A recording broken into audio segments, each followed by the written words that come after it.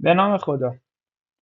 یکی از موضوعات مهم در سطح اقتصاد کلان، یکی از عناوین زیر مجموعه اقتصاد کلان، تعاملات اقتصادی بین‌المللی یا به نوعی میشه گفت حالا با واژه دیپلماسی اقتصادی است که ما اینها رو ذیل اقتصاد بین‌الملل مطرح و بررسی میکنیم. اقتصاد بین‌الملل یا اقتصاد باز عموما در مقابل اقتصاد داخلی یا اقتصاد بسته مطرح میشه. زمینه‌های اقتصاد بین‌المللی به این موضوع برمیگرده که برخی از نیازمندی‌ها در کشورها زمینه تولید مناسب ندارن و در نتیجه منطقیه که از دیگر کشورها وارد بشه و در مقابل کشورهای وارد کننده یا مرتفع کننده نیازمندیشون از بحث واردات میتونن برخی از حالا کالاها یا خدمات رو به دیگر کشورها صادر بکنن و نیازمندی‌های کشورهای دیگر رو مرتفع بکنن. اقتصاد بین‌الملل در قالب دو شاخه یا دو شعبه قابل بررسی هستش که یک شعبه اون مربوط به تجارت بین‌الملل میشه که ما در تجارت بین‌الملل هم پایه‌های نظریه تجارت و منافع مربوط به اون رو در بین کشورها مورد بررسی قرار میدیم و هم به سیاست‌ها و خط تجارت و مبادله کالاها و خدمات بین کشورها میپردازیم. در شق دوم یا در شاخه دوم ما مالیه بین‌الملل رو داریم که در واقع بخش مالی و پولی اقتصاد بین‌الملل هستش که با تراز پرداخت‌ها و تعدیل و اصلاحات مربوط به تراز پرداخت‌ها سر و کار داریم.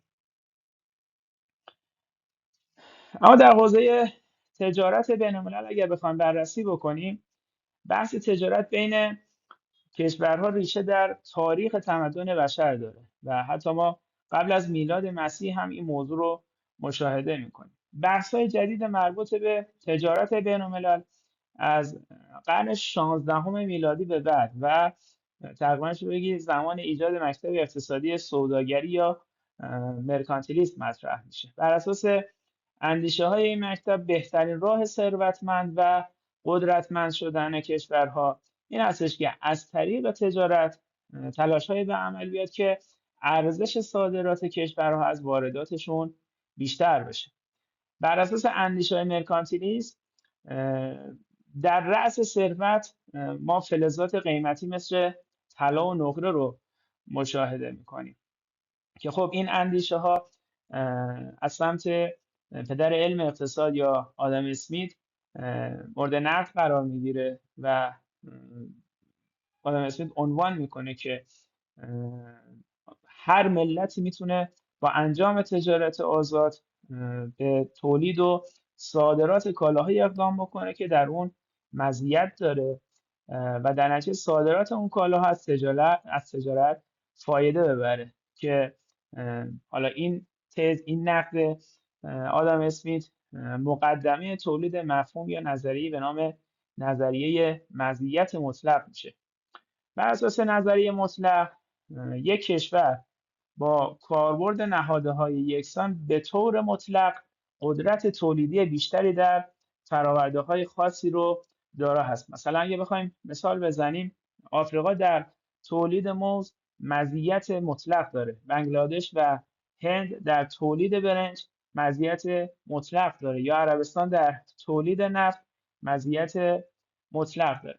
نظریه دومی که در حوزه تجارت بین‌الملل مطرح میشه، ما به عنوان حالا با نام مزیت نسبی این نظریه رو میشناسیم. بر این مفهوم دلالت داره که ممکنه که دو کشور توان تولید یک کالا رو به صورت همزمان داشته باشن، اما یکی از اون کشورها تولید رو با هزینه فرصت کمتری انجام میده که در نسبت میگیم این کشور نسبت به کشور دیگه در تولید اون کالا مزیت نسبی داره که نظریه مزیت نسبی از طرف دیوید ریکاردو مطرح شد و بر اساس این نظریه ریکاردو توصیه میکنه که کشورهایی که دارای مزیت نسبی در تولید کالایی هستن باید صادراتشون رو هم از اون کالا گسترش بدن. اگر بخوایم تا اینجا مقایسه‌ای داشته باشیم، یعنی نظریه مزیت مطلق و نظریه مزیت نسبی، میشه اینجور مطرح کرد که در بحث مزیت مطلق بیشتر اصل تولید مطرحه، ولی در بحث مزیت نسبی تولید کارآمدتر مد نظر هستش. یکی از دیگر نظرهای معروف در حوزه تجارت نظریه هیکشر و اوهلینه که این نظریه با فرض ثبات تکنولوژی و سلیقه در دو کشور معتقده که تفاوت موجودی نهادها و قیمت نسبی اونها عامل اصلی تجارت هستش. پیش‌فرض این نظریه اینه که هر کشور کالایی رو صادر میکنه که در تولید اون نهاده‌ای به کار میره که به خاطر فراوانی نسبی از ارزانی نسبی هم برخورداره. یه تفاوتی که تئوری هیکشر و اوهلین داره نسبت به مزیت نسبی، در تئوری مزیت نسبی این اعتقاد وجود داره که موجودی نهادهای تولید یا تکنولوژی و سلیقه دو کشور تعیین کننده تجارت هستش، اما در تئوری هیکشر و اوهلین تکنولوژی و سلیقه ثابت فرض میشه.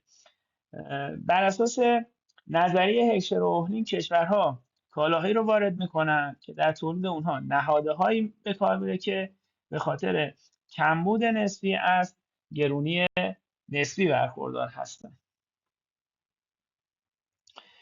ما در تجارت بین الملل دو نوع قرارداد حالا مطرح وجود داره که یکیش قرارداد فوق هستش. این قراردادی هستش که هزینه‌های مربوط به بیمه، حمل و نقل و امثال اون در قیمت کالای مورد مبادله محاسبه نشده و هزینه‌های مربوطه رو وارد کننده پرداخت میکنه. نوع دوم قرارداد سیفه که قراردادی هستش که در اون تمامی هزینه‌های بین‌المللی مثل بیمه، اجاره و سایر موارد اینها توسط صادر کننده پرداخت میشه. مطلب دیگه که وجود داره این هستش که برخی از کشورها برای تغییر در میزان تجارت با سایر کشورها محدودیت‌هایی رو اجرا میکنن که این محدودیت‌ها بیشتر یا در قالب تعرفه و یا چارچوب‌های غیر تعرفه صورت میگیره. بر این اساس تعرفه نوعی مالیات یا عوارض بر کالای وارداتی یا صادراتی هستش که گاهی به صورت درصدی از ارزش کل کالاها و بعضی از مواقع به شکل درصدی از میزان کالاها وضع میشه. تعرفه بیشتر بعد از جنگ جهانی دوم مطرح شد و از اون حالا میشه از اون زمان تا تقریبا اواسط دهه 1970 مرتبا در حال کاهش بوده. محدودیت‌های غیر تعرفی از دیگر حالا موضوعاتی هستش که کشورها برای تغییر در میزان تجارت با کشورهای شریک به کار میبرن.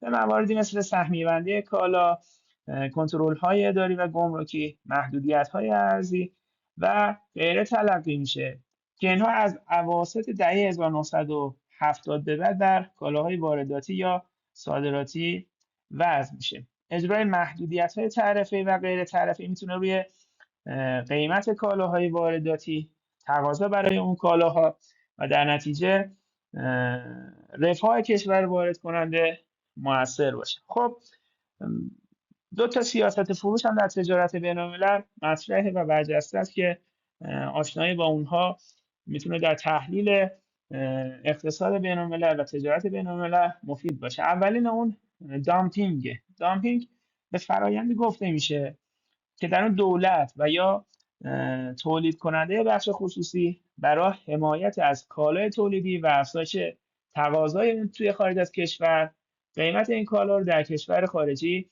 ارزان‌تر از قیمت داخل تعیین میکنه.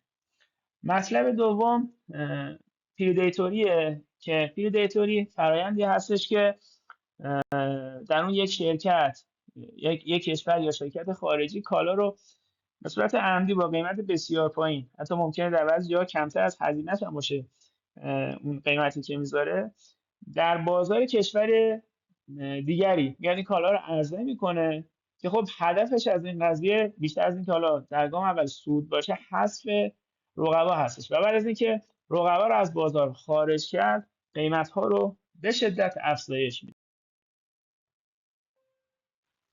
شق دوم اقتصاد بین‌الملل مالیه بین‌الملل هستش. مالیه بین‌الملل در واقع بخش مالی و پولی اقتصاد بین‌المللی هستش که با تراز پرداخت‌ها و تعدیل و اصلاح مربوط به اون سر و کار داره. بحث نرخ ارز، نظامات ارزی و سیاست‌های ارزی از عناصر مالیه بین‌الملل هستند. عموماً ارز هر نوع وسیله پرداخت بین‌المللی رو در بر میگیره و خب به تبع اون نرخ ارز عبارت است از قیمت واحد پول یک کشور در برابر واحد پول کشور ثانوی. خب در باب اهمیت نرخ ارز همین بس که نرخ ارز بر سیستم اقتصادی و زندگی روزمره مردم اثر داره، چرا که اگر من واحد پول کشور مثلا پول ایران نسبت به واحد پول کشور دیگه کاهش پیدا بکنه، کالاهای خارجی و مسافرت خارجی گرونتر تمام میشه و خب به تبع اون کالاهایی هم که وارد کشور میشه، چه کالاهای مصرفی باشه چه کالاهای سرمایه، اینها دچار افزایش قیمت و گرونی میشن. نرخ‌های ارز خارجی در بازار ارز تعیین میشن. بازار ارز یک چارچوب سازماندهی شده است که افراد، بنگاه‌ها و در مواردی بانک‌ها هم در اون به مبادله پول داخلی و خارجی میپردازن. برای پاسخ به پرسش‌های مثل اینکه چه عواملی میتونه تقویت و ضعف یک ارز رو توجیه کنه یا اینکه چرا ارز شاهد نوسانات شدید روزانه است، ما باید با تعیین نرخ ارز و تغییرات بازار ارز آشنا بشیم که در عنوان درسی آینده اون رو بیشتر تشریح میکنیم. اما داد و ستد واحدهای پول کشورها همونجوری که اشاره کردم در بازار ارز صورت میگیره. داد و ستدهایی که در بازار ارز انجام میشه نرخ ارز رو تعیین میکنن و بر اساس اون بهای تمام شده کالاهای خارجی و دارایی‌های مالی که از اون کشورها خریداری میشه تعیین میگرده. یکی دیگه از مؤلفه‌هایی که در بازار ارز نقش آفرینی میکنه و آشنایی با اون ضروری بحث صرافی‌ها هستن. صرافی‌ها در واقع بنگاه‌های بازارهای ارزی هستند. یکی دیگه از عناوینی که باید در بازار ارز به اون اشاره کرد و اون رو تشریح کرد بحث آربیتراژ. آربیتراژ ارز به این معنی هستش که ارز رو در هنگام ارزونی نسبت به پول داخلی خریداری بشه و هنگامی که قیمت ارز بالا میره و ارز گرون میشه اون رو میفروشن و در نتیجه این نوسانگیری مقداری سود حاصل میکنن که به اون آربیتراژ ارز میگن. خب ما در بازار ارز مثل سایر بازارها دو تا بعد عرضه ارز داریم و تقاضای ارز داریم. تقاضای ارز زمانی مطرح میشه که لازم باشه وارداتی صورت بگیره یا قرار باشه در یک کشور خارجی سرمایه گذاری بشه یا به خارجی ها بخوایم وام بدیم یا اصلا به طور کلی شخصی در یک کشور خارجی هزینه بخواد انجام بده، ما با تقاضای ارز مواجه میشیم.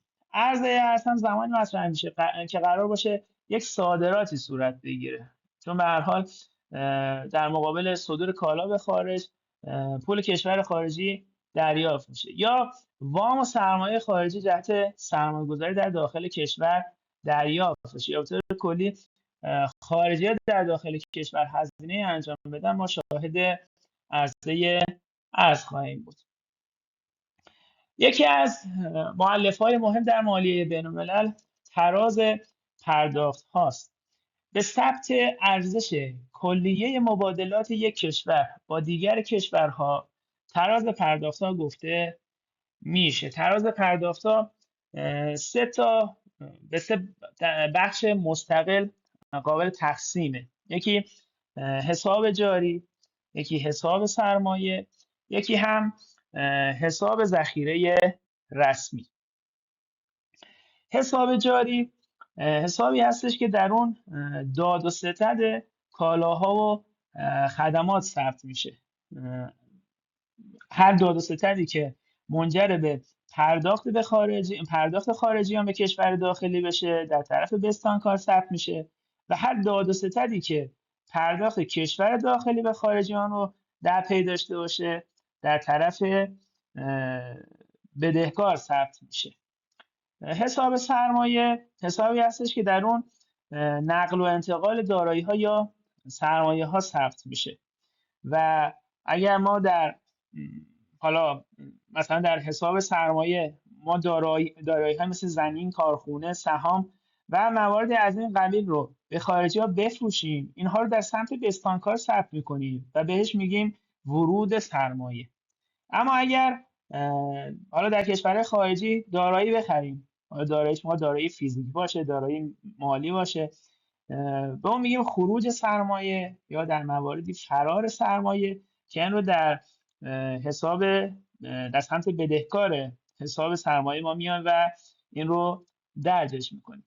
حساب ذخیره رسمی حسابی هستش که در اون تغییرات دارایی‌های رسمی کشور مثل طلا، ارز خارجی، پول‌های بین‌المللی مثل حق برداشت مخصوص یا SDR رو ثبت می‌کنه که احتمالاً عزیزان می‌دونن SDR همون پول واحد پولی صندوق بین‌المللی پول هستش. خب ما به صورت کلی اگر ارزش حالا صادرات ما در هر کدوم از این مواردی که گفتیم از ارزش واردات ما کمتر باشه، ما کسری تجاری داریم، یعنی ما در طرز پرداختمون دچار کسری هستیم. اگر ارزش صادرات از ارزش واردات بیشتر باشه، ما با مازاد تجاری روبرو هستیم و اگر هم ارزش صادرات و ارزش واردات برابر باشه، خب در این صورت ما میگیم توازن تجاری داریم یا توازن تراز پرداخت‌ها داریم.